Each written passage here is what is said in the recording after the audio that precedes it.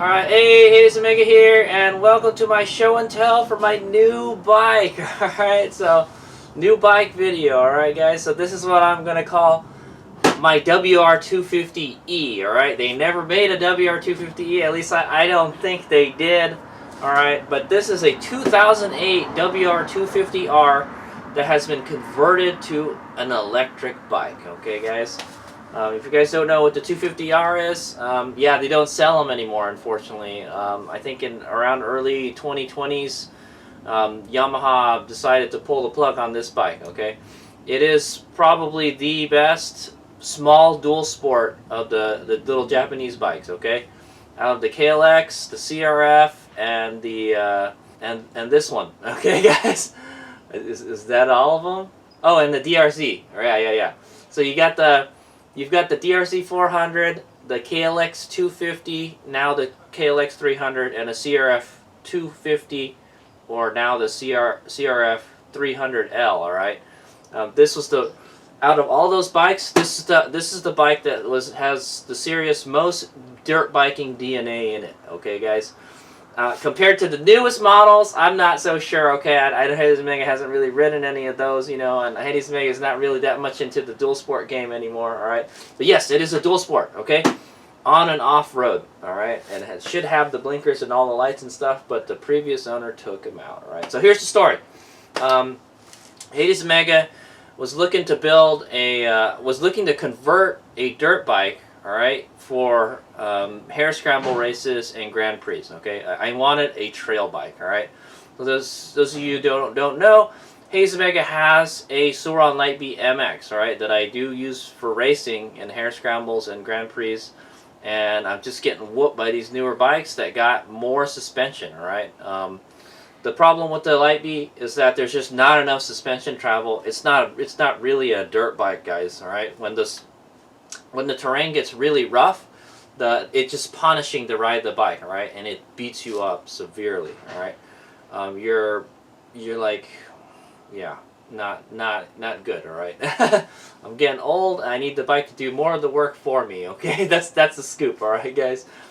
So I wanted to build a electric dirt bike, all right, with more suspension travel, like a serious dirt bike, all right, and here it is, all right. So the WR has more suspension than a Lightbeat, I'll tell you that, okay? It's definitely much taller than a Lightbeat, and it's definitely heavier, right? We'll try to get this guy on the scales to see how heavy it is. I'm not really sure how heavy a stock WR250R weighs, all right? That'll be a separate video about that, okay? But the Lightbeat, my Lightbeat is about 140 pounds. I'm looking for like a dirt bike somewhere around the 200 pounds for electric, all right? And I want it so we can swap the batteries out easily, all right? Because that's one of the capabilities that I'm going to need for these races, okay, guys? Every lap, swap a battery, all right? That's what we've been doing for Virginia City Grand Prix, all right? And it's just so punishing to try to ride the Lightbeat.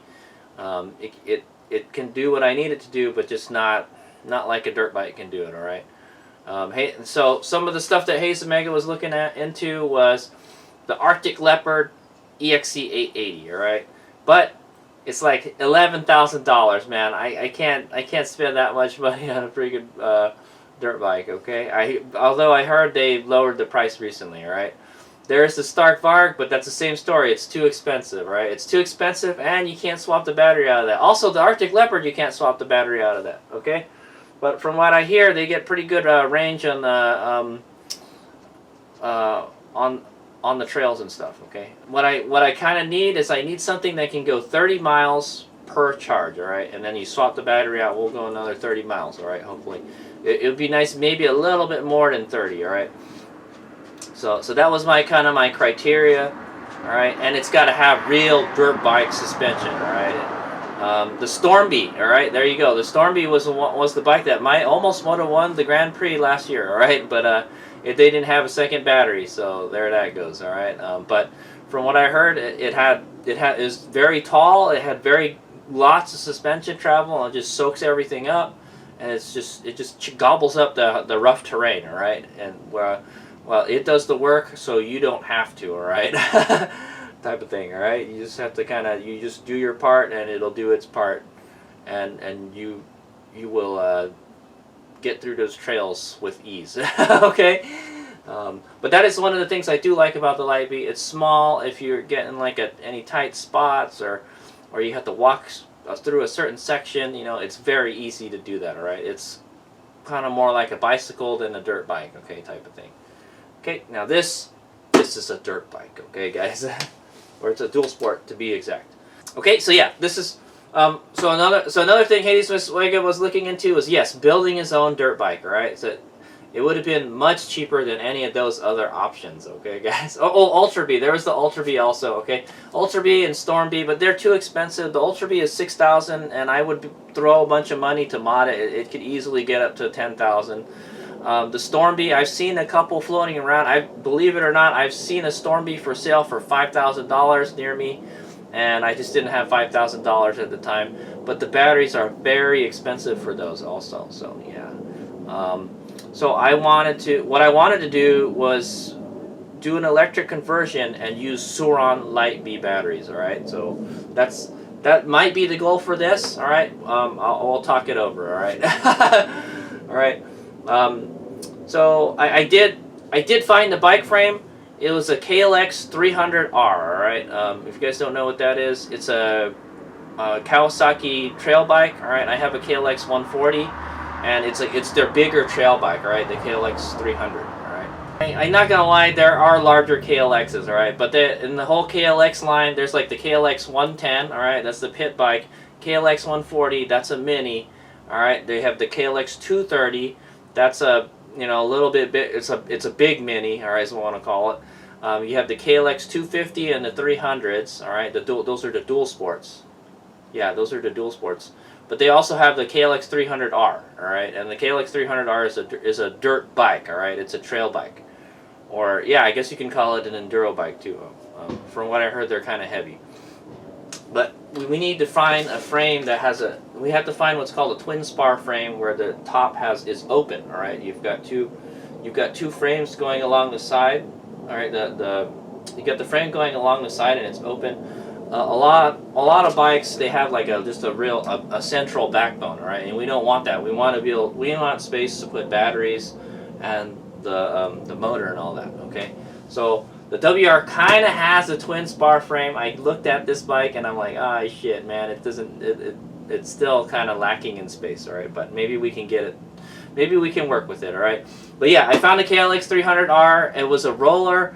All right, I would hate to take a perfectly good running gas bike and and then hack it up and then put a bunch of electric stuff in there, if it was running, and also it would be cheaper if it was a roller, right? So I found one for $400, and then I saw this. All right, so this was from a seller in Bakersfield. All right, his name was DJ, and he likes to build electric bikes. Okay, and this is one of his creations. All right, so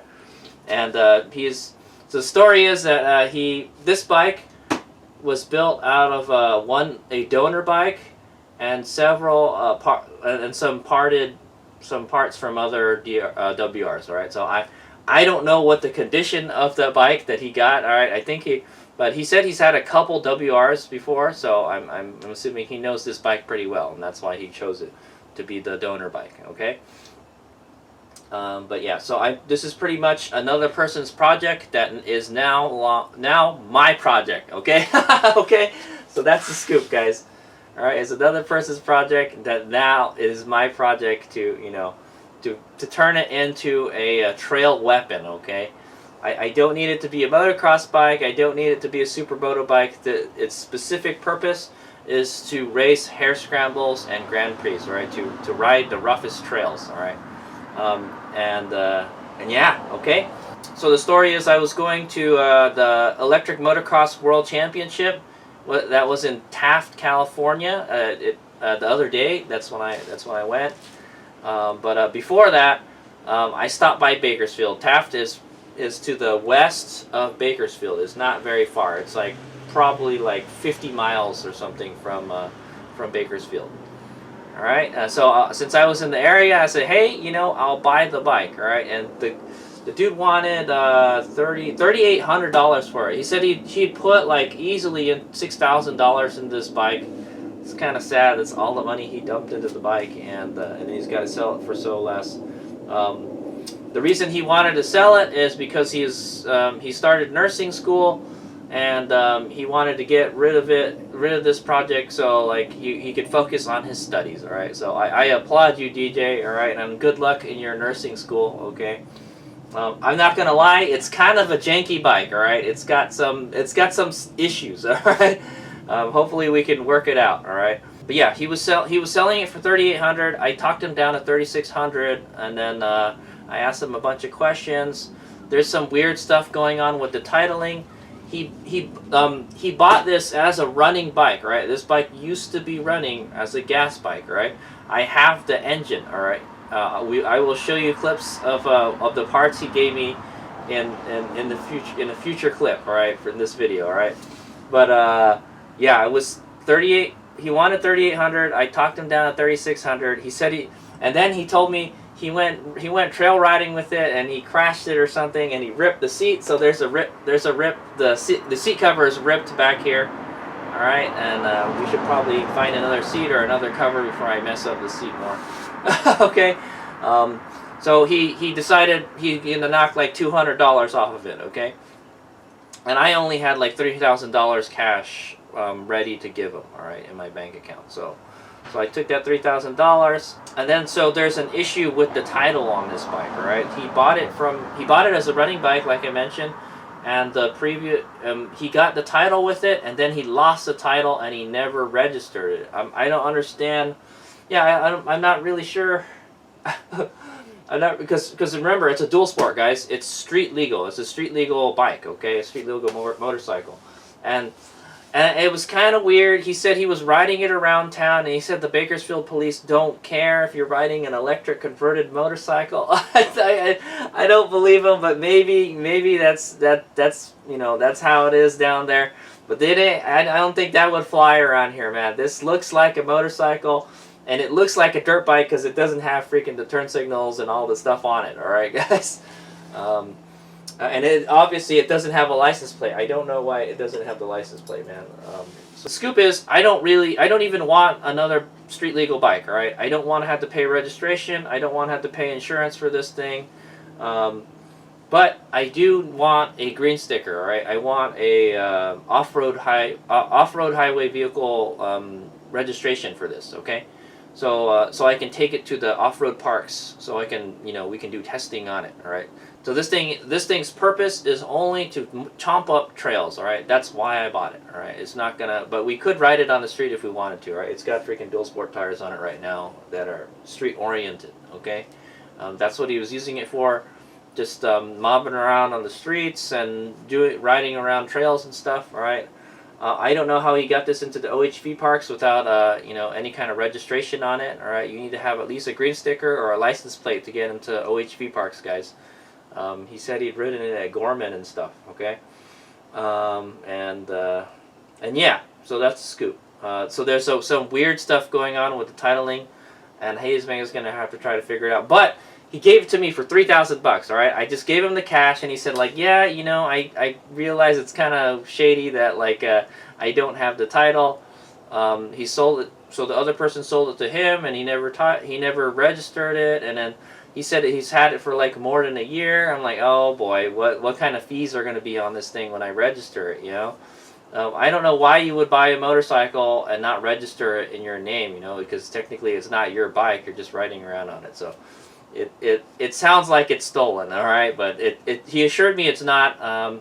If you look if you do a VIN lookup on it, it has a clean title and everything. Okay, there's nothing weird going on with the bike. It's not stolen or anything. I'm pretty sure he legit bought it off the previous owner and then he just didn't register it. I don't know why people do that, man. I sold a quad to somebody for a while ago, and I think I forgot to turn in the release of liability or something, and I kept on getting registration notices every year. I'm like, that's weird. I sold the bike. They should be the one paying the registration. They probably never put the registration on it. I don't understand, but because then you wouldn't be able to ride it anywhere, right? Because you don't have the sticker. You can only ride it on private property, that type of thing, okay? So if we can't get the title for it, we can't ride it on like public lands, okay, guys? That's what I say. We can take it to racing events, all right? That's okay. We can take it and race it. We can ride it on private property also, okay? So, but I want to have it so there's a green sticker, and we can take it out and go trail riding at like Metcalf or Hollister or something, okay? So that's going to be the next hurdle. If he can find if he can find the title, he said I would, he'll take the other $400, okay? So I could just like PayPal it to him or something, all right? So I hope he can find it so it would be easier. What we did is we did a bill of sale is what we did, okay? So he gave me a bill of sale. I don't know how that works because technically he doesn't even really own the bike because he never registered it, all right? Yeah, I don't understand, man. Why would you do that? but no, it's like, okay, well, $3,000, that's $3,000 is still a great deal, all right, guys. I think the WR250Rs, the gasoline bikes, they're still up there. They're always expensive, right? You can find some for like $2,000, but you can find some up to like $5,000 still, guys. They don't sell them anymore. They're kind of, it's hard to find. It's like, yeah, they're getting harder to find, is what I want to say, right? And it's probably one of the best small dual sports ever, okay, guys? Okay, at least with Japanese dual sports, as it goes by that, okay? Yeah, the DRZ 400 had a bigger engine, but this had probably had the better suspension out of all the dual sports, okay? So, and that's why I wanted this one. Preferably, I would have liked the WR250F, all right? The WR250F shares a lot of components with the YZ, all right? The WR250F was Yamaha's 250 trail bike, all right? And it doesn't really share any parts with this bike, all right? But this is still better than a Saran, all right, guys? All right, and if we can get it, yeah, we could get it plated if we wanted, all right? As I'll say, that's a scoop. Okay, so yeah, so let's go over a couple things on it. I'll go over some things from the ad, some information that he had. So the battery, all right, the battery is a Morgue battery. I've heard of them a lot, all right. Their name been popping up on the internet a whole lot. They're a Chinese custom battery builder, all right, is what they are. Kind of like, like Qi Battery is, they're a battery builder in the U.S., but they don't really, I don't know, maybe they could build you a custom battery, yeah, but anyway, so this has an 84 volt battery. I don't know why he chose the weird voltage like 84, well, I prefer a 72, all right, guys. Hades Mega is running 72 volts on his Light B, and so that makes this battery not compatible with my other batteries, okay? So that's a scoop. But it's running an 84 volt, 32 amp hour battery, all right? It's capable of 200 amp continuous and 280 amp peak. So it's a pretty high performance battery. 200 amp is about 16.8 kilowatts, like about 15 kilowatts, all right? So you can hold this puppy wide open at 15 kilowatts, all right? And it won't, it won't break a sweat. So it's pretty good battery. It's not quite as high, it's not quite as high performance as my Qi battery or my Gladiator 72 compact, but it's, it's comparable, all right? It's close. There is a boost feature on this, and I don't think he's using it, all right?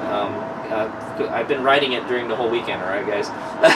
The boost is set for 23.5 kilowatts, all right? So that's the peak power that this controller can put out, all right? And speaking controller, this it has a far driver controller, right? It's a far driver ND84680 controller, all right? And it's hidden underneath the seat. You can't see it. So let's talk about the motor real quick, all right? So the motor is a QS138 70 Hotel version Victor 3, all right? All right, 70H V3, all right? So it's like it's one of QS's better, 138 motors, all right? I heard they had like problems with the gearboxes and stuff for a while. So they said he always runs it at 200 amps, and you can set the boost button, but I don't think he has a boost button. You can add a button to this, so like it's kind of like a turbo button, right? Kind of or the rocket button that some of the bikes have, right? It's something like that, okay? In my opinion, you don't need it. It's got plenty of power, man. For the trails, plenty of power. It came with a 5 amp charger. All right, so like I mentioned, it's 84 volts. It's not really compatible with any of my other batteries. I have a 72 volt charger, and that charges up to 84 volts. So with my charger, I can charge it about half charge. All right, so at 84 volts, it's at half charge, guys. All right, 84 volts nominal. And he's saying that you can, yeah. The battery is a custom-made battery from Omorage. Okay, and so what we could do is we can take the dimensions of this, and then we can have Omorage build us other batteries. All right, so that's one step. One way, I think he said he paid about $700 for this battery. Okay, so that's pretty damn cheap. If I can get a fairly high performance battery like this for $700, then I wouldn't mind forking out like $1,400 for 2 more batteries, and then we're ready to go race with it already at Virginia City Grand Prix. All right, it has 3 speeds. All right, it has a low, medium, and a high switch. All right, basically mode 1, mode 2, mode 3. All right, type of thing. It's pretty cool. It's similar to the EBMX controller. All right. It's running a 12-tooth front and 53 gear rear. All right, 53 tooth. All right. I don't know why the body is all messed up and stuff. It doesn't look like a normal WR250. Yeah, it looks like somebody, yeah, they tried to paint this or something.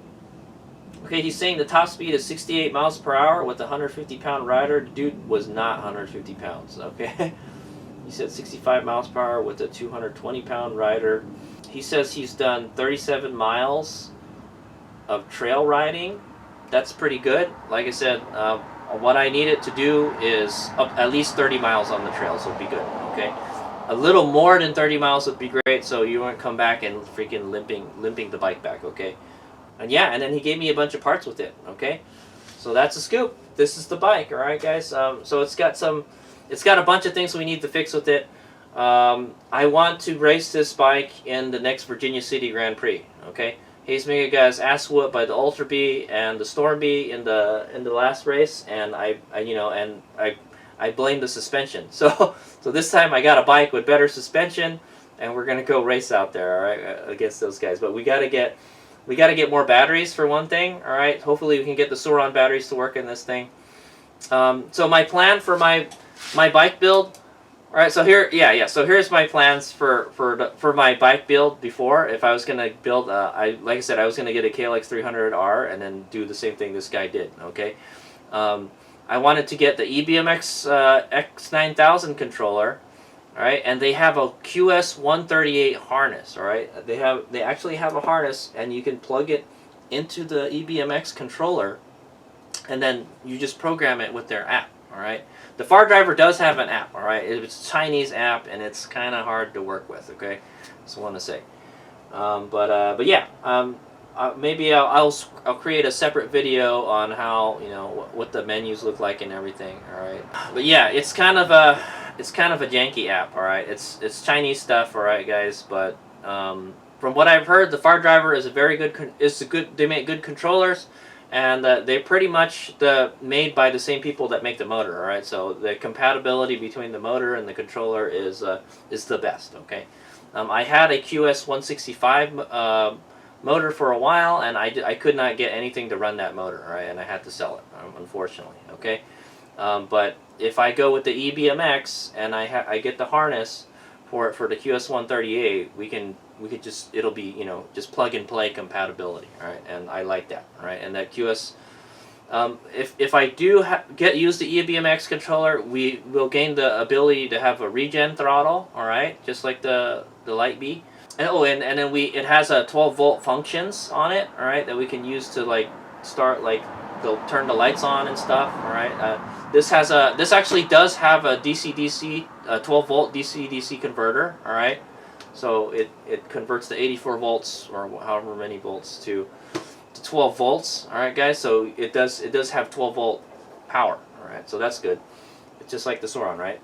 It seems like he kind of knew what he was doing when he's making this bike, right? He said he's done a couple of them, right? Okay, yeah, and then the suspension, I'm not really sure, man. We may have to rebuild the rear shock or something, but the suspension seems okay.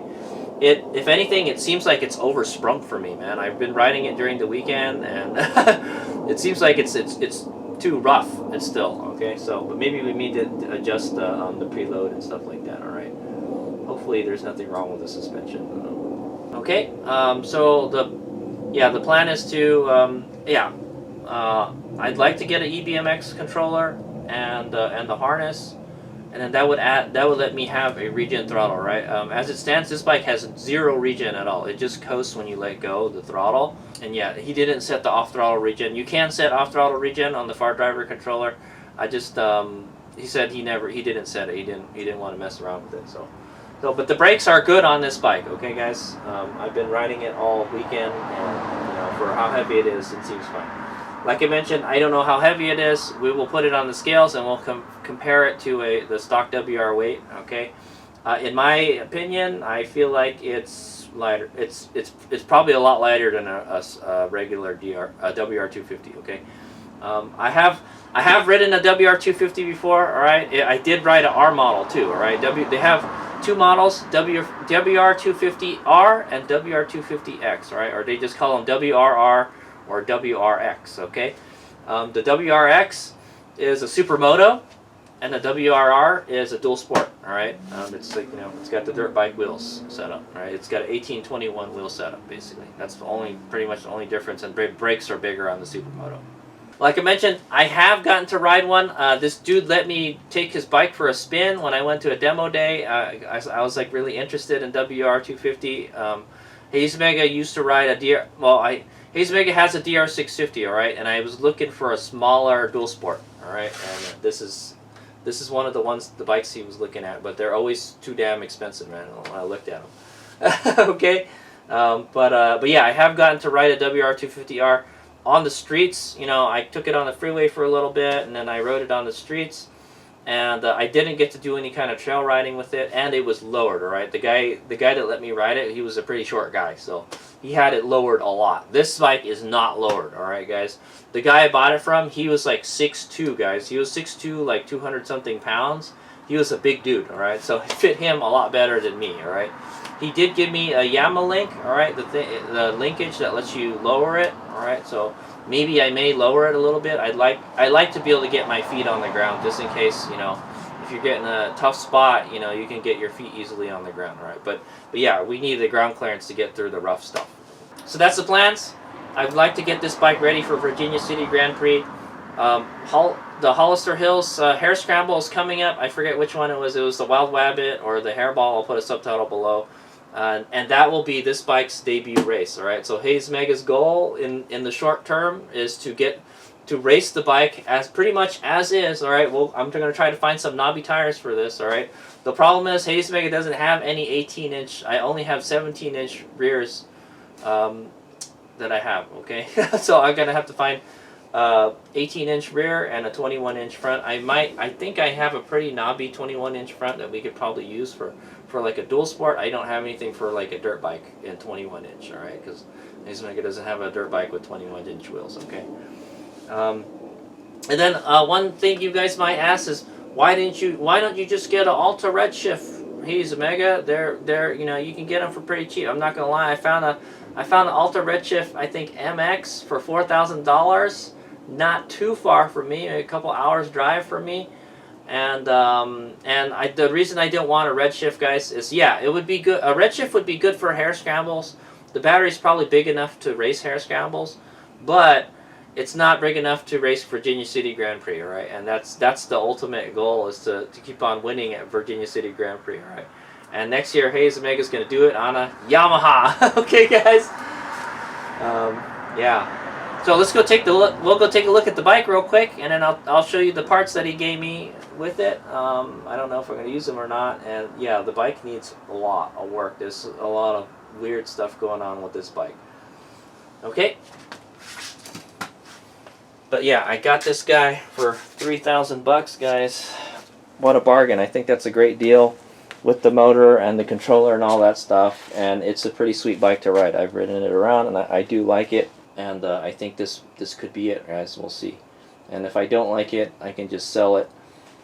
He did give me the old motor for it. All right, guys. I have the 250 engine. I could build another WR with it if I want a gas-powered WR250R, because I've always wanted a gas WR250R also to do something dual sport events like LAB to V. I want to do the hard routes and everything, and I don't want to do it on this thing, the DR650. Okay.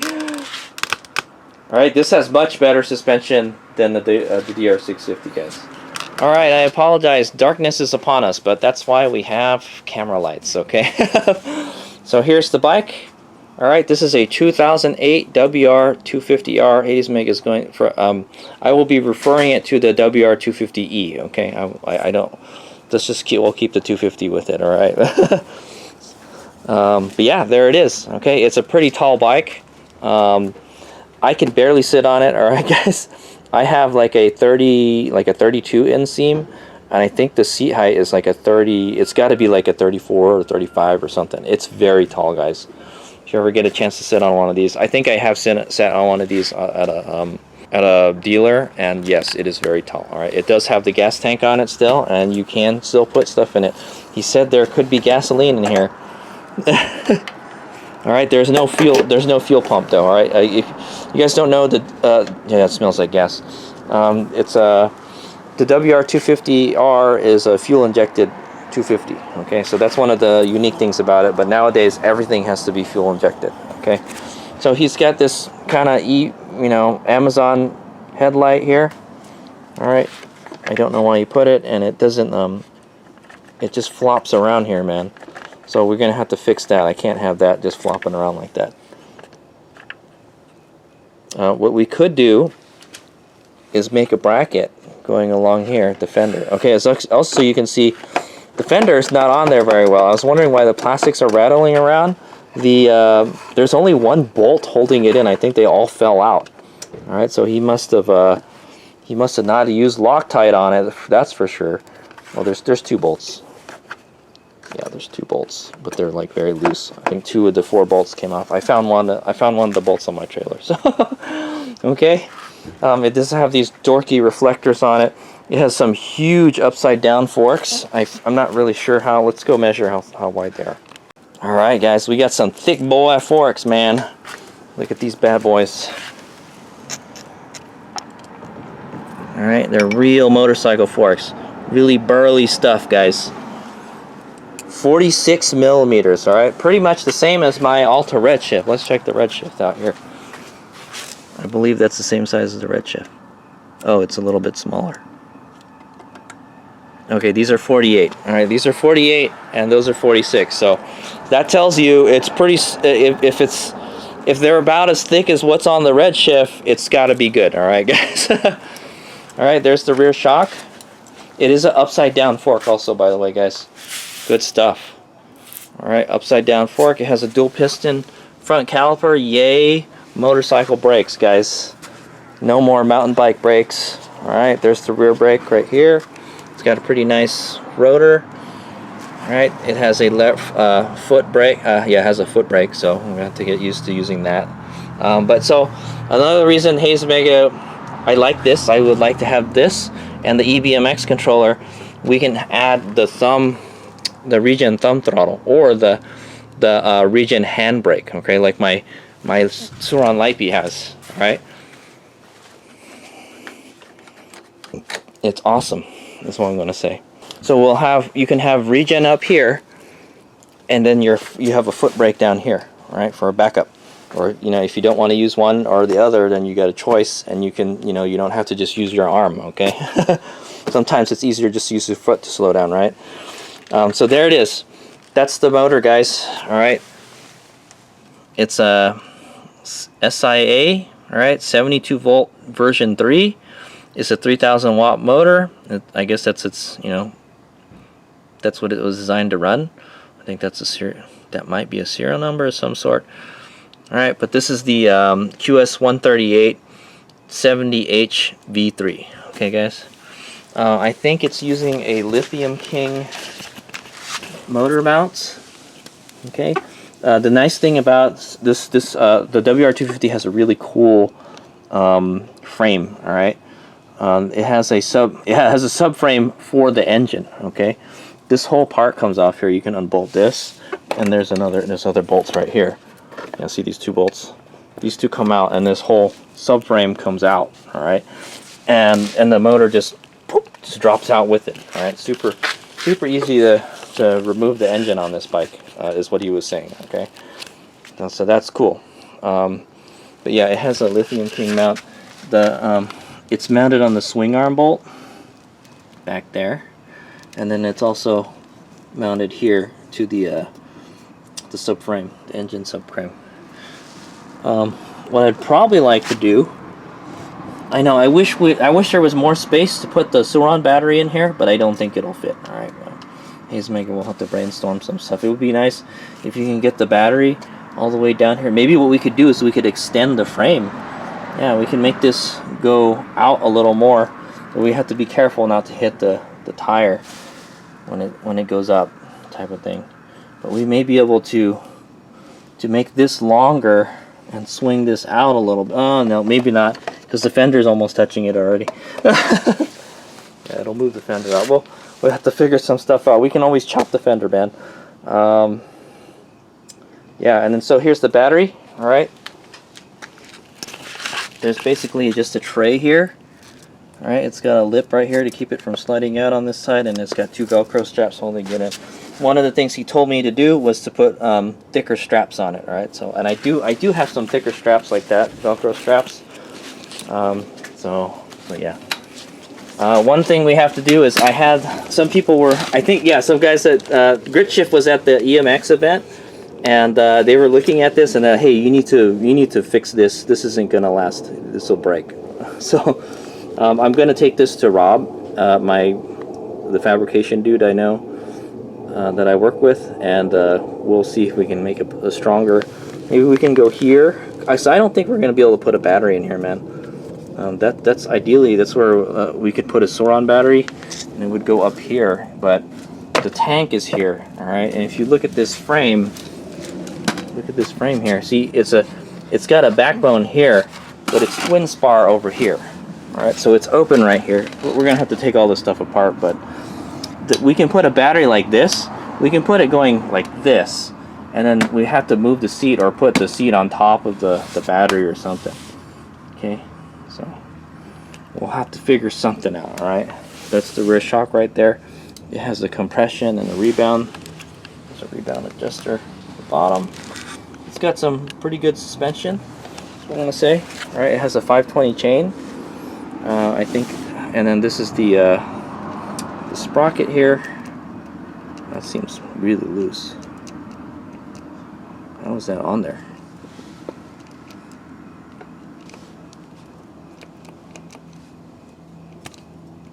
Yeah, I'm gonna have to look at that. That looks really loose, man. It also kind of binds when it goes backwards and makes a lot of noises and stuff. So, yeah, man, it's somebody else's project, man. It's already got some pretty good foot pegs stock. All right, yeah, let's go back to the battery. I think you can read it. Yeah, so you can see it's an Amargay battery, it says. Okay, Amargay. I'm just going to read it to you guys. There's a sticker on it. It says nominal voltage 84. Nominal capacity is 32 amp hours or 2,688 watt hours, all right, or 2.6 kilowatt. That's roughly the size of a Sur-Ron battery, guys. Oh, and the guy I bought it from, he did have a Sur-Ron before, by the way. All right, it has a continuous discharge rating of 200 amps. It's pretty good. Charge rating voltage is 96.6, so when this thing is fully charged, it's 96 volts, guys, okay? Lots of voltage, so we don't have to have a lot of current. So that's good, all right? Max charge current is 135 amps. Holy moly, that's a lot. Yeah, this can handle some serious regen, guys, so I think it'll be good. Yeah, so it does have the gas tank still. We could still take the gas tank off, guys. Okay, So yeah, another thing is that when I was driving on the freeway, this thing was like flopping all around. All right, there's no brackets here. So what I did is I took some zip ties and I zip tied it to these parts on the frame here. So we're gonna have to make brackets. I think I have the radiator bracket for this, so we'll just put the radiator bracket back on. So this thing has something solid on here, all right? But yeah, man. And then so this is all the wiring. The wiring is all, it's kind of janky looking. You could have just like put some zip ties on it, you know. Yeah, this is flopping around. This is flopping around. So we got lots of stuff to fix. I gotta fix stuff with the tidal guys. All right, the brakes seem to be working pretty good.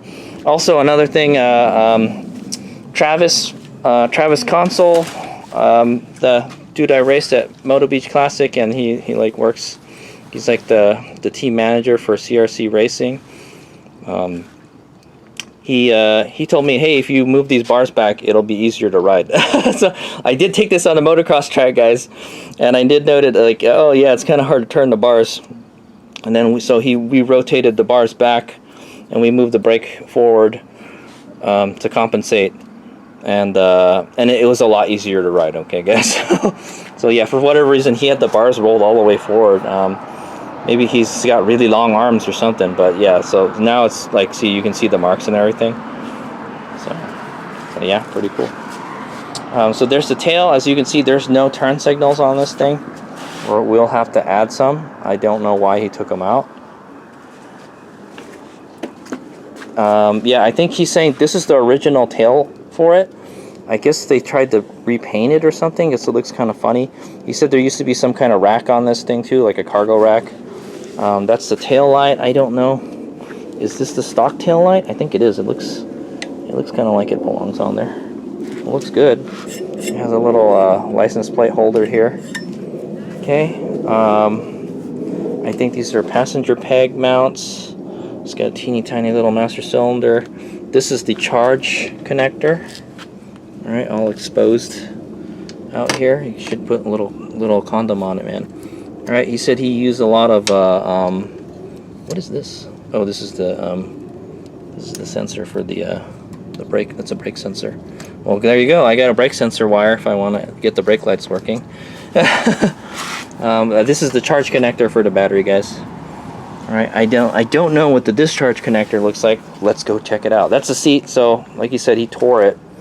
All right, it looked like a pretty old seat, man. I think the cover was not in good shape already, and it just ripped. So he knocked $200 off the price. So I got to go find a new seat, or at least find a new seat cover. Okay, so it's pretty easy to take the seat out. All right, there's a thumb screws under here.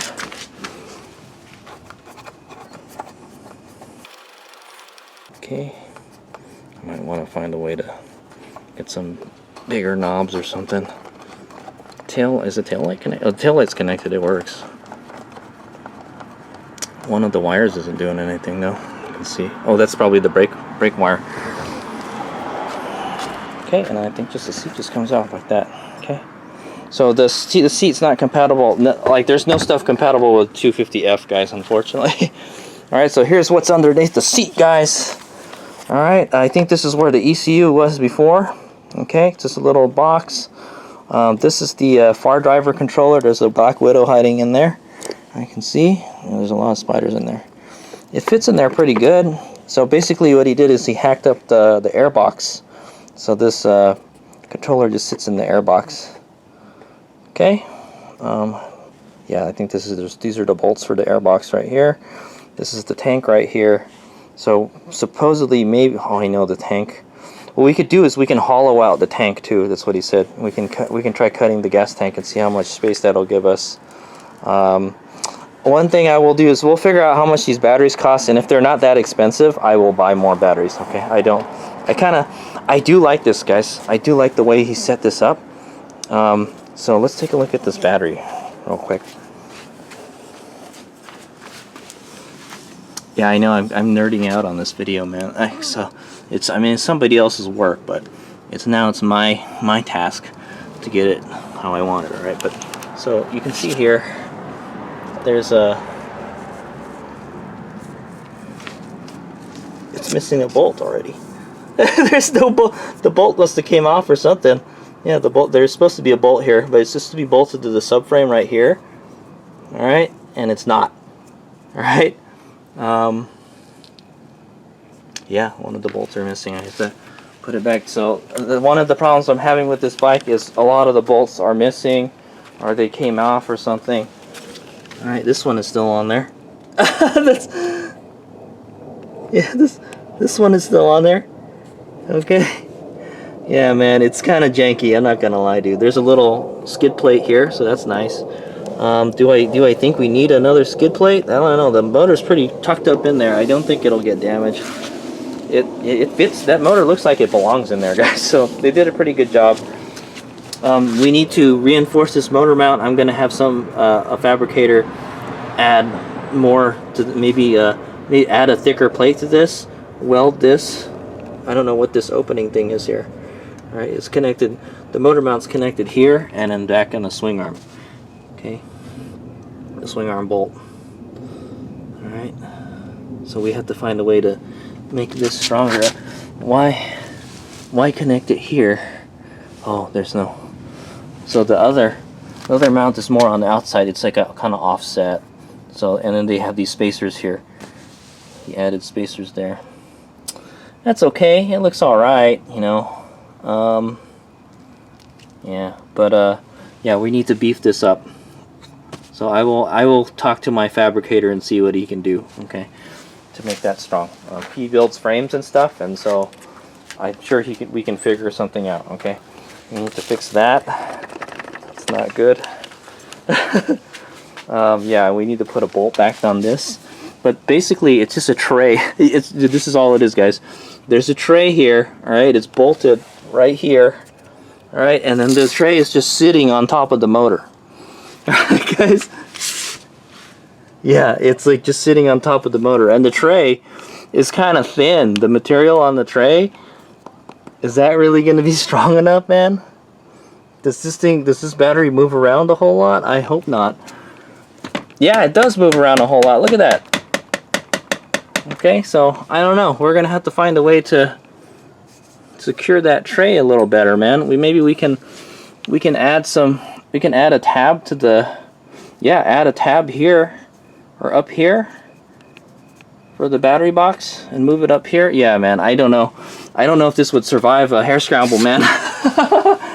Okay, these side covers come off pretty easily. Yeah, it's missing a bolt here. Another bolt missing, guys. Yeah, dude, I'm telling you.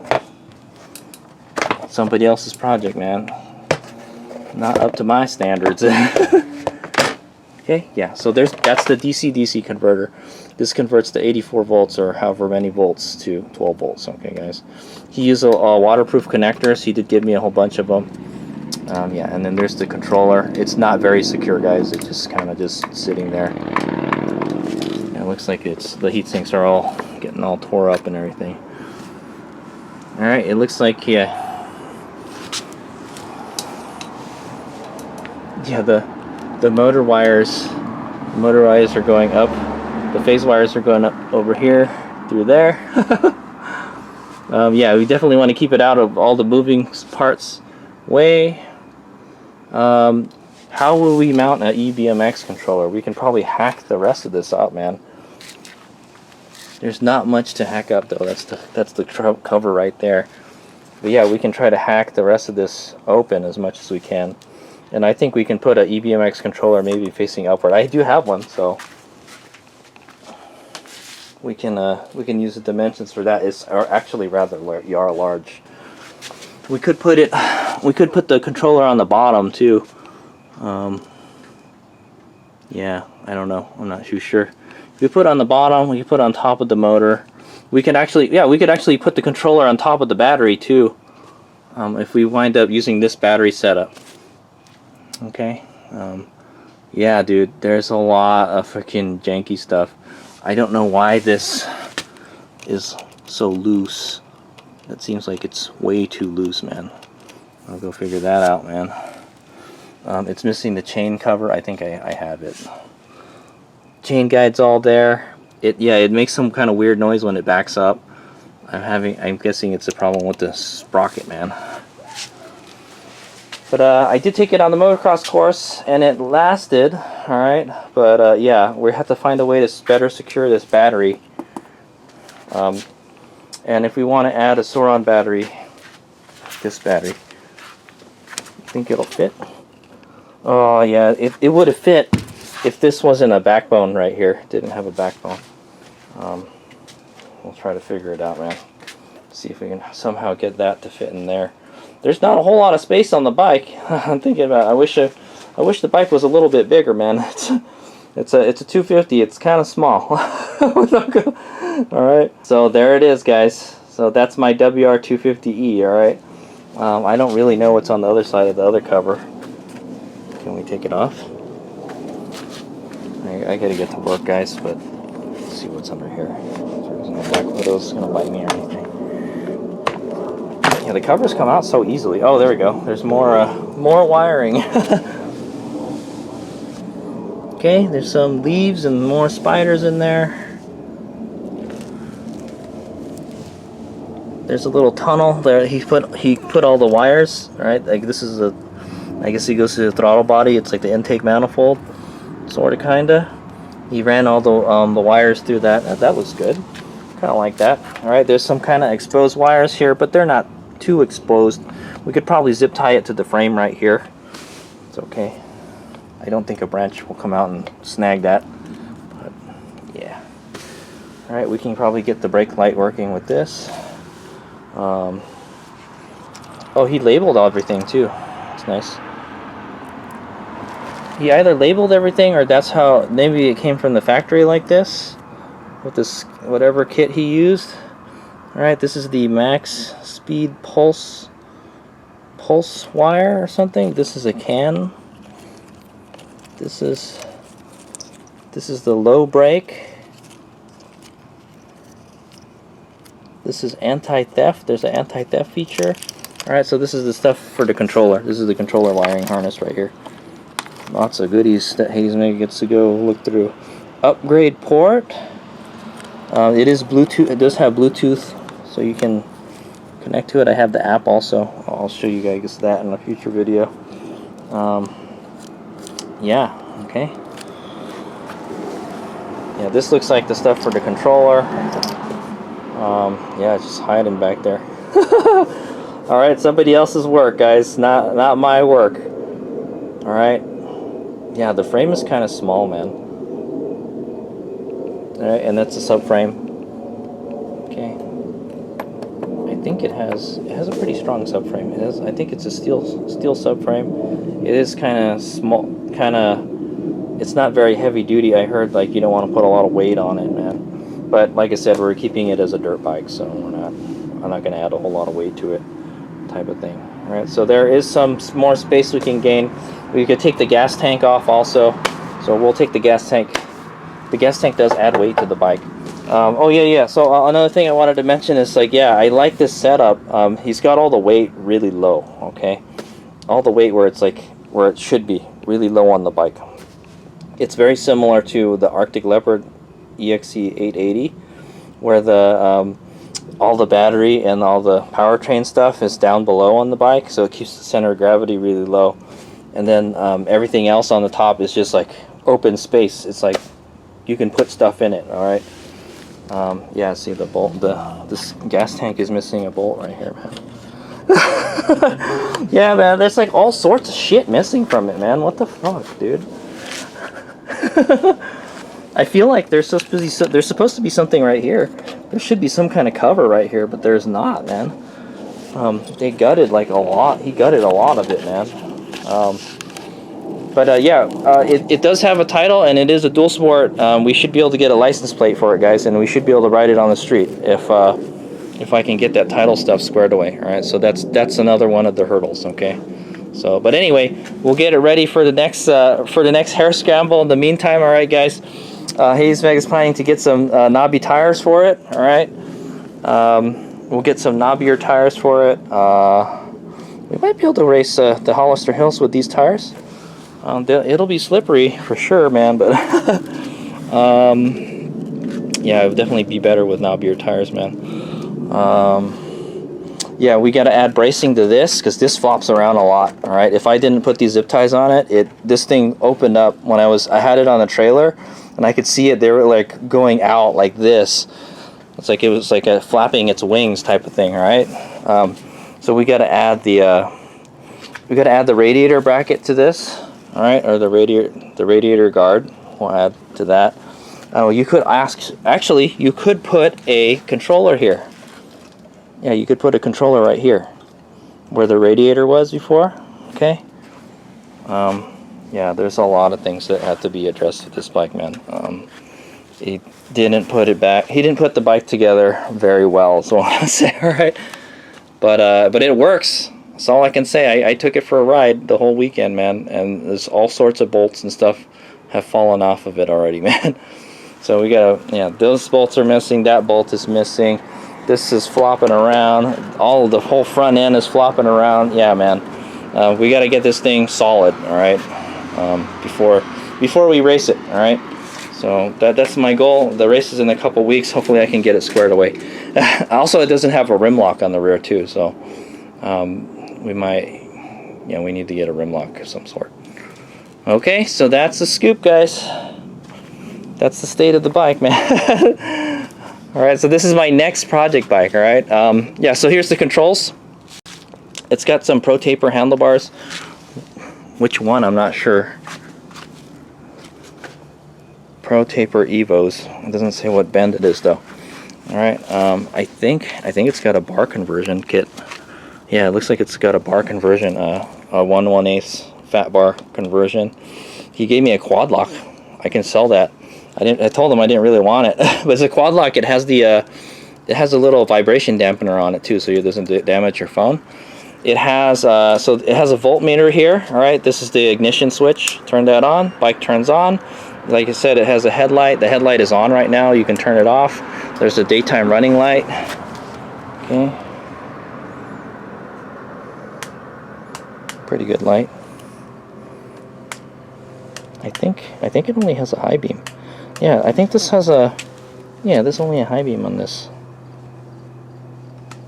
It's super bright, but it's facing downward though, all the way. Yeah, see, there's a low beam and there's a high beam, but the low beam isn't working. So we can add a low beam to it. It's just got an on-off switch is what it's got, guys, okay? It has a turn signal here, but there's no turn signals on this, so we can add a turn signal. It does have the 12-volt converter. It has a horn button here. What the horn button does, it's a reverse function, guys. All right, so you hold this down and you twist the throttle, it'll go in reverse. Okay, guys. This is the mode switch button here. All right, down is 1, the middle is 2, and up is 3. All right, so 1, 2, 3. All right, slow, medium, fast. All right, there you go. It has the stock speedometer. All right. Stock gauge cluster. It does nothing, guys. Okay. How you can tell how fast you're going on this bike? GPS. So use your phone. I think that's what he was doing, man. It would have been nice if we can get this to work. I don't know where the speed pickup sensor is on this bike. I don't think it uses. He said it uses the engine or something to figure out how fast it's going. So I'm not sure. I'll have to figure that out. Maybe we can get this to work. That would be nice if we can get this to work, just to tell us what our speed and stuff. If not, I'm gonna take it off, man. Why keep it there, you know? There's the brakes. All right, brakes seem pretty good. It's on right now. I got to be careful with the throttle. No handguards. It has a Sauron throttle. At least I think it does. It doesn't say Sauron on it. Yeah, it doesn't say Sauron, so I don't know if that's a Sauron throttle or not. Because I have a Sauron throttle, guys, and it says Sauron on it. So, but it seems to work okay. I'm not gonna mess around with it. All right, and it has your voltage reading. All right, so it doesn't have a percent meter. I can probably add one to the bike. Yeah, probably just put it on top of this thing. Okay, but yeah, this works pretty good. So the way you figure this out is, so the battery is 84 volts, guys. All right, so at 84 volts, you're at 50%. All right, so I think when you're at like about 94 or 96 volts, you're fully charged. Okay, and then when, boy, How do you know we're out of power? Because when you're at 72, so you just subtract 12, right? So subtract 12 from 84. Yeah, like around 72. At 72 volts, you're dead. Okay, so when you get to 72, so we got right now we've got a little more than half. All right, I'd like to get. I want to put one of these guys on it. All right, Drock battery meter. This is a great gauge, guys. This one here. That one tells you your percentage and the voltage and all that, so I don't have to do some freaking math, all right? But yeah, we got roughly half a charge on it, okay? Okay, guys, and yeah, that's pretty much it. And then that turns it off, turns it on. All right, key comes out. Yeah, well, we can go with it. We'll go with this. We'll see what we need to do. I'm probably gonna take this phone mount off. I don't really need it. I gotta rotate these upward. Yeah, and then we got to fix all this loose stuff on the bike, man. It's not good. Okay, all right. So that's the bike. All right, guys. It's a 2008 WR250R, and it's converted to E. All right, so that's why I'm going to call it a WR250E. Okay. In the future, we may be going EBMX. All right. We'll go with this controller with that motor.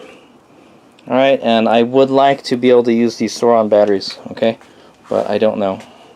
This battery looks like it's way big for this, man. So that's what's nice about having a frame, you know, that's designed around the battery instead of designing a battery to fit in some frame, okay? Right? It's like the Redshift, right?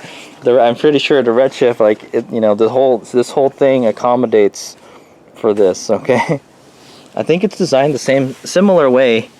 Yeah, see, this bolts to the bulkhead here, and then this unbolts down there, and this whole bottom part comes out. So yeah, it's pretty. I think the WR250R makes a pretty good chassis for an electric conversion, except that it has a backbone here where the gas tank is, and then it goes twin spar right here. So it's not the best design, actually. But the frame has just enough to put stuff in it, so yeah, I'm gonna have to look at some other builds and see what other people have done. Alright, but it looks pretty cool. Okay, and it's got some serious suspension, guys. Alright, let's go take a look at some of the other parts he gave me. Okay, one of the parts he gave me is this. Alright, it's a Yamaha, it's a graphics kit. Alright, so I think, is it blue? I guess so. It's pretty thick too. So it's so as you can see, what's on the bike right now is like not like, this doesn't look like it's stock. This doesn't look like it was there because look at this tail, it's been all painted and everything. I don't really care what it looks like. Oh, I mean, I kind of do care. He said that this fender has been hacked. It looks like a Supermoto fender. It's really small.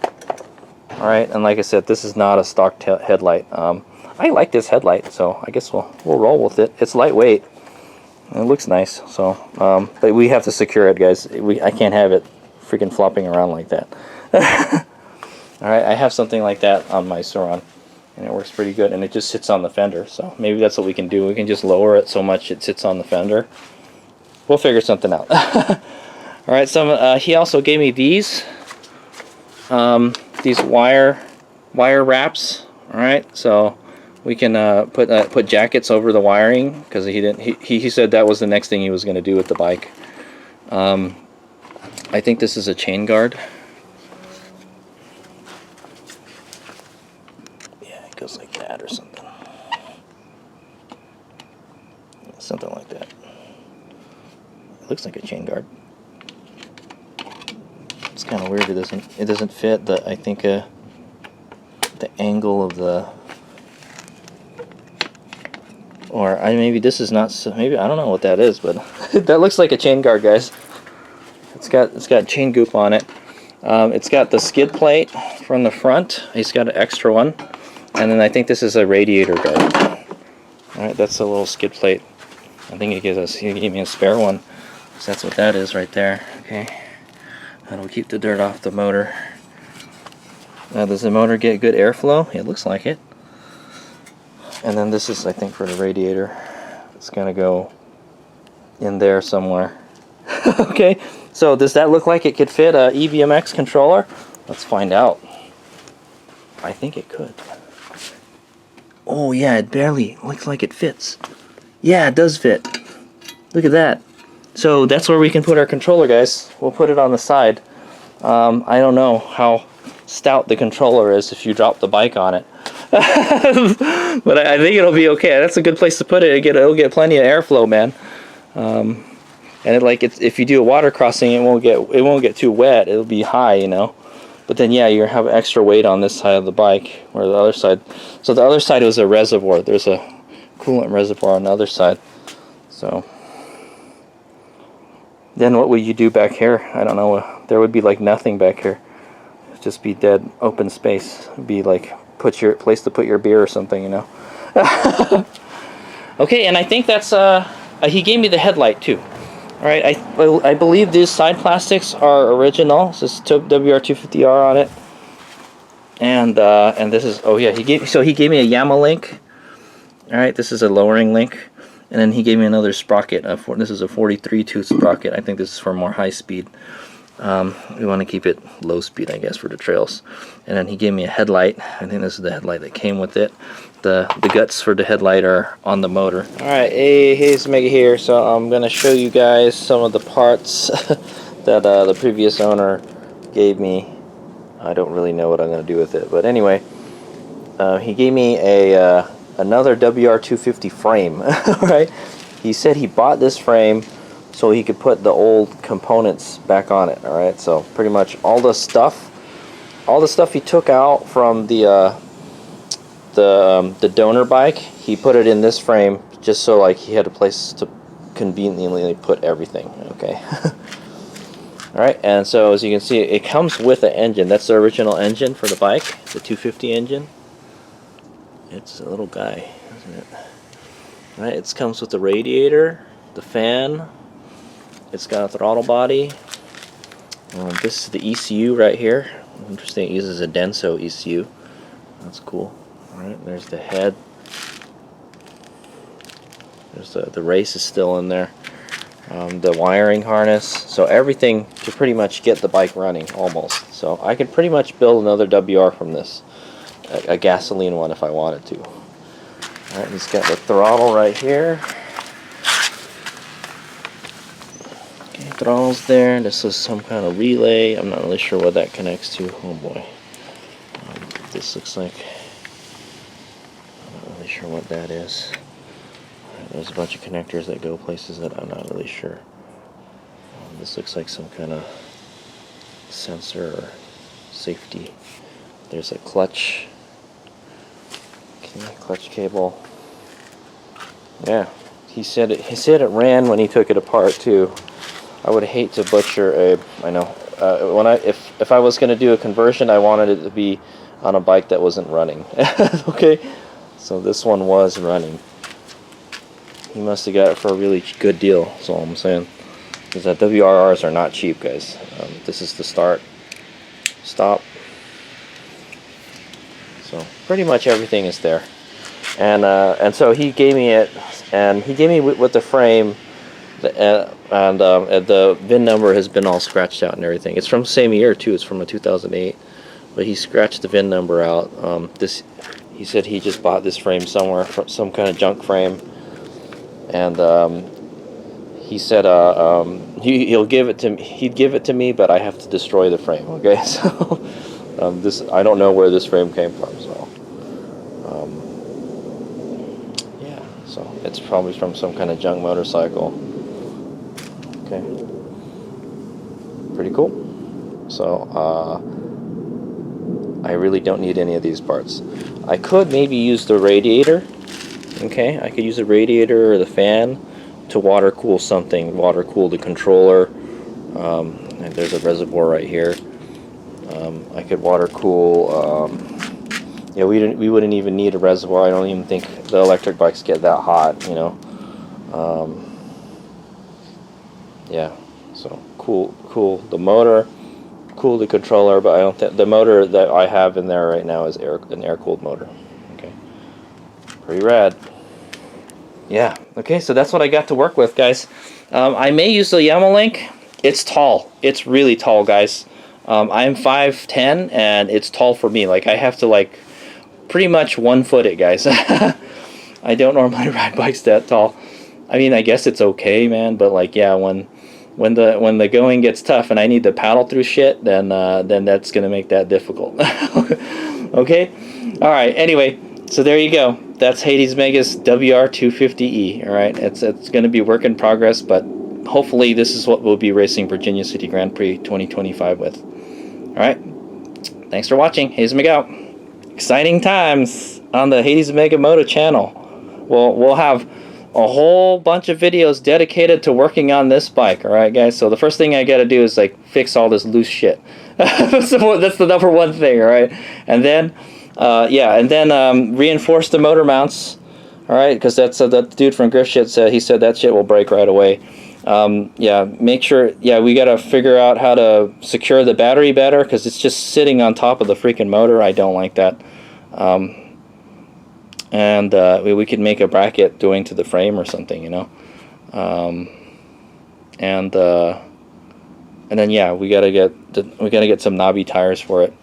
And then I have to fix the title stuff. So hopefully he can get the title stuff. I don't mind forking over $400 extra bucks if we can get the title stuff squared away, man. But I get the feeling that this thing has fees on it, man. Because I don't know if it's non-op or not. So I gotta go to the DMV and figure out what's going on with this.